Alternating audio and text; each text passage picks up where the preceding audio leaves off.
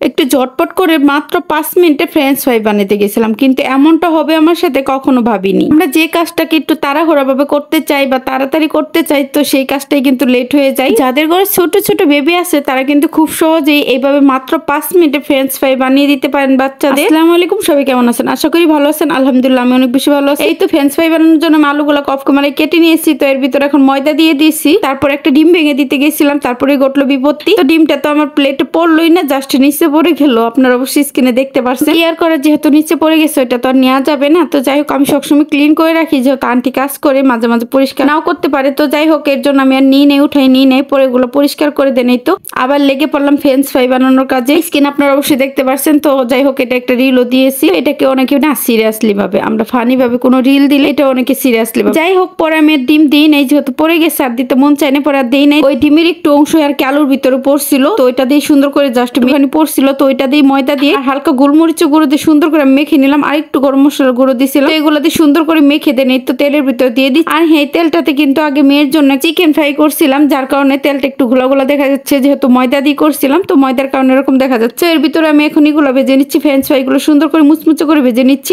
তো দেখেন, এইভাবে বানাইলেও কিন্তু অনেক ক্রিস্পি হয়। তো যাই হোক, ওইটা হয়তো পারফেক্ট নেই, কিন্তু এইভাবেও কিন্তু আপনাদের বাচ্চাদের ঝটপট বানিয়ে দিতে পারেন। আর যখন বাচ্চারা বায়না ধরবে তখন ঠিক এইভাবে বানিয়ে দিতে পারেন। দেখা যায় ওইভাবে বানাইলে 30 কি 40 মিনিট, মানে বারবার ভাজতে গেলে কিন্তু অনেক টাইম লাগে, মানে অনেকটা টাইমের ব্যাপার। এই নিয়মে কিন্তু ঝটপট বানিয়ে দিতে পারবেন। এটা কিন্তু খুবই ইজি। তো যাই হোক, আমি আলুগুলোকে কিন্তু এমনি কেটে নিছিলাম, জাস্ট আর ধুয়ে নিয়েছি। আপনারা কিন্তু যে কোনো সাইজে কেটে নিতে পারেন। তো আমি এইভাবে কেটে নিছি। এগুলো কিন্তু আর কিছু করিনি, জাস্ট পানিটা একটু ঝরতে দিয়েছিলাম। ঝরানোর পরে জাস্ট ওইগুলো ময়দা আর দিয়ে মশলা দিয়ে মেখে এই তো ভেজে নিচ্ছি। আর দেখেন, শব্দটা জাস্ট শোনেন, তাহলে বুঝতে পারবেন কতটা মুচমুচে হয়েছে আর ভিতরে কিন্তু ক্রিস্পি হয়েছে। তো আপনারা এইভাবে বাসায় বানিয়ে দেখবেন, তাহলেই বুঝতে পারবেন কতটা মুচমুচে আর ক্রিস্পি হয়। তো আপনারা বানালেই বুঝতে পারবেন, বলে তো আর বোঝানো সম্ভব না। তো যাই হোক, বাকিগুলোকে আমি সেম ওয়েতে ভেজে নিচ্ছি।